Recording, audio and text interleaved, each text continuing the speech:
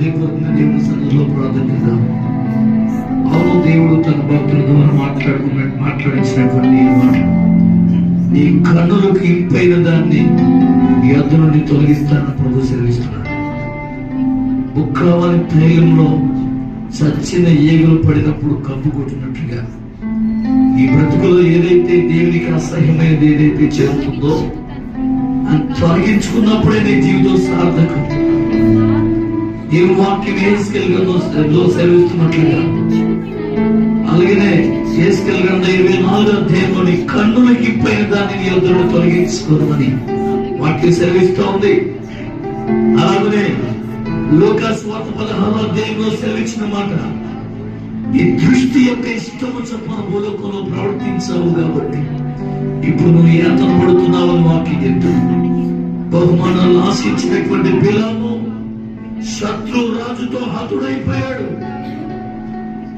ఖచ్చితంగా అలాగనే గెహజీ, బహుమానాలను ఆశించినటువంటి గెహజీ పుష్కమును పొందుకున్నాడు. కాబట్టి ఈ వాక్యం విన్నటువంటి నీవు ఏదైతే లోకంలో ఉన్నటువంటి శరీరాశాన్ని ఎంతో సజీవుడమ్మని కలిగి జీవించాలని తీర్మానం కలిగి బ్రతుకుతున్నావేమో, ఏదైతే నీలోకి చేరుతుందో అది నీలోంచి తొలగించుకోమని దేవుడు మాట్లాడించాడు. నిజమే, దేవుని వాక్యం విన్నటువంటి నీవు నీ హృదయంలో ఏదైతే చెడు ఉందో, నీ మనస్సులో ఉన్నటువంటి దాని అంతటినీ కూడా తొలగించుకున్నప్పుడే, నీ హృదయంలో ఉన్నటువంటిది ఏదైతే ఉందో అది తొలగించుకున్నప్పుడే నీ దేహమునకు, నీ కన్ను నీ దేహమునకు దీపమని వాక్యం సెలవిస్తాం. నీ కన్ను నిన్ను అభ్యంతర పరిస్థితి దాన్ని పెరిగివేయమని దేవుడు వాక్యం చెప్తుంది కదా. 2 కన్నులు కలిగి నరకానికి వెళ్ళే కంటే ఒంటి కన్నుతో పరలోకం చేరడం మంచిదని వాక్యం సెలవిస్తుంది. అవ్వ చూసింది, ఆశించింది, పతనమైంది.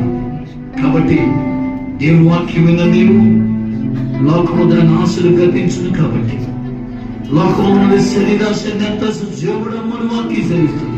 నీ తండ్రి వల్ల పుట్టినవి కాదు. నువ్వు లోకాన్ని స్నేహించినట్లయితే, లోకాన్ని ప్రేమించినట్లయితే దేవుని ప్రేమ నీలో ఉండదు. వాక్యమైన నీవు నీ హృదయాన్ని సరి చేసుకుని పరిశుద్ధత కలిగి జీవించడానికి నీ హృదయాన్ని సరి చేసుకో. హృదయ శుద్ధి గలవారు ధన్యులు, వారు దేవుని చూచారు.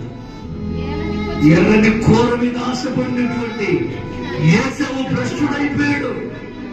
ఒక్క పూట కూటి కొరకు జ్యేష్ఠత్వాన్ని అమ్ముకున్నాడు.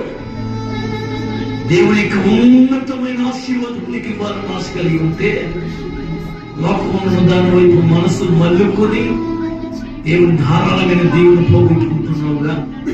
ఈరోజు విన్న వాక్యాన్ని వినిమరిచేవారు కాక వాక్యానికి నీ జీవితాన్ని కట్టుబడి హృదయపూర్వకంగా మనపూర్వకమైన జీవితాన్ని ప్రభువుకు సమర్పించుకో. నేను ఉన్నతమైన స్థానంలో దేవుడు నిలబెట్టబోతున్నాడు. ఈ మాట సత్యం. హృదయపూర్వకంగా దేవుడి సన్నిధిలో తీర్మానం తీసుకున్నాం. నీ ఆలస్కరమైన మార్గంలో తొలగించు. నేను నిన్ను చూసే కన్ను, నిన్ను ఆనందించిన హృదయం, నీ మీద అనుభవించిన శక్తిగా తేడా అని దేవుడి సన్నిధిలో తీర్మానం తీసుకో. పరిశుద్ధుగా ప్రేమగా మా ప్రభుత్వమే ఈరోజు సన్నిధిలోని వాక్యాన్ని విన్నారని విన్నటువంటి వాక్యాన్ని వారి హృదయంలోంచి ఏమాత్రం తీసివేయక మన హృదయంలో భద్రం చేసుకునే వాక్యాన్ని వారికి అనుగ్రహించమని కోరుతున్నాం. ఈరోజు వాక్యం విన్న బిడ్డలందరితో మీరు మాట్లాడాలని నేను నమ్ముతున్నాం. మరపరచండి, స్థిరపరచండి, ఈ ఆత్మాభిషేకంతో నింపండి ప్రభు. ఈ వాక్యం వెలుగులో వారి జీవితాలు సరిచేసిన ముందుకు సాగే వాక్యం దయచేయండి. అలాగే వారి ఇక్కడ రాబడిలో వారి యొక్క దేవస్థానికి స్తోత్రమైన జీవితంలో ఇచ్చినటువంటి ఆశీర్వాదం కొరకు ఈ సందులో కానుకలు సమర్పించి ఉన్నది. ప్రత్యేకమైన ఆశీర్వాదం వారు అనుభవించదురుగాక. ఏ పేరర్పణ అంగీకరించిన దేవుడు దేవాలయానికి వారు కలిగిన దానిలో కొందరికి ఇచ్చి ఉన్నది. వీళ్ళు దీవించబడకూడదు. నిశ్చయముగా నీవు నీ చేతుల కష్టాంతితో నువ్వు అనుభవించలేవు. నువ్వు ధన్యుడు, నీకు మేలు కలుగునను. ఆ దీవెన వీళ్ళు అనుభవించదురుగాక. ఈ కానుకని సేవలు మనతో వాడుకున్నాం. తగిన దేవుడు బిడ్డైన ఆశీర్వాద బిడ్డలు అందరికీ అనుగ్రహించమైపోతున్నాం. ఈ కుమారుడు పిలుపు గారిని మరపరచండి.